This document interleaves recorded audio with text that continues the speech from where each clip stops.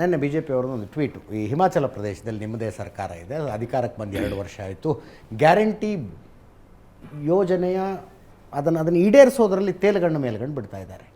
ದೆಹಲಿಯಲ್ಲಿ ಹಿಮಾಚಲ ಭವನವನ್ನು ಹರಾಜಿಗಿಟ್ಟಿದೆ ರಾಜ್ಯ ಸರ್ಕಾರ.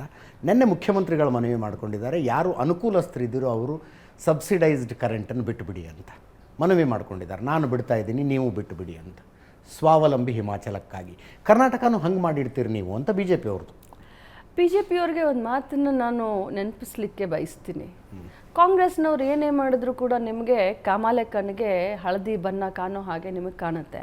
ಆದರೆ ನಿಮ್ಮದೇ ಈ ದೇಶದ ಪ್ರಧಾನಮಂತ್ರಿಗಳಾದಂಥ ನಮ್ಮ ಪ್ರಧಾನಮಂತ್ರಿಗಳು ಕೂಡ ನರೇಂದ್ರ ಮೋದಿಯವರು ಗ್ಯಾಸ್ ಸಬ್ಸಿಡಿ ಬಿಡಿ ಅಂತ ಹೇಳಿದ್ರಲ್ಲ, ಆವಾಗ ನಿಮಗೆ ಚೆನ್ನಾಗಿ ಅನ್ನಿಸ್ತಾ? ಹಾಗಾದರೆ ಅವಾಗ ಚೆನ್ನಾಗಿ ಅನ್ನಿಸ್ತಾ?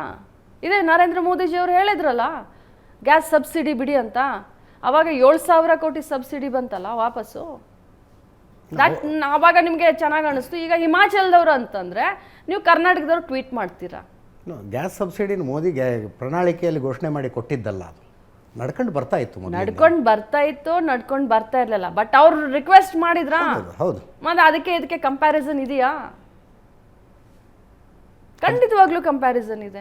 ನೀವು ಮೋದಿ ಅವರು ಗ್ಯಾಸ್ ಸಬ್ಸಿಡಿ ಬಿಟ್ಕೊಡಿ ಅಂತಂದರೆ ನಿಮಗೆ ನೋಡಿ ಮೋದಿ ಅವ್ರು ಹೇಳಿದಕ್ಕೆ 7,000 ಕೋಟಿ ವಾಪಸ್ ಬಂತು ಅಂತ ನೀವು ಅಷ್ಟೊಂದು ಬಿಂಬಿಸಿದ್ರಿ, ಆ ಟೈಮ್ನಲ್ಲಿ ವೈಭವೀಕರಿಸಿದ್ರಿ.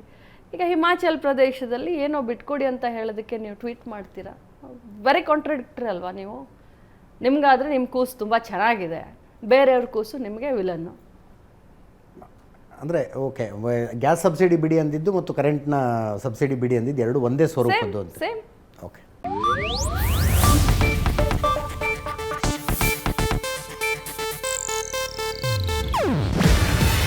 ಇದು ಏಷ್ಯಾನೆಟ್ ನ್ಯೂಸ್ ನೆಟ್ವರ್ಕ್ ಪ್ರಸ್ತುತಿ. ನೀವು ನೋಡ್ತಿದ್ದೀರಾ ಏಷ್ಯಾನೆಟ್ ಸುವರ್ಣ ನ್ಯೂಸ್.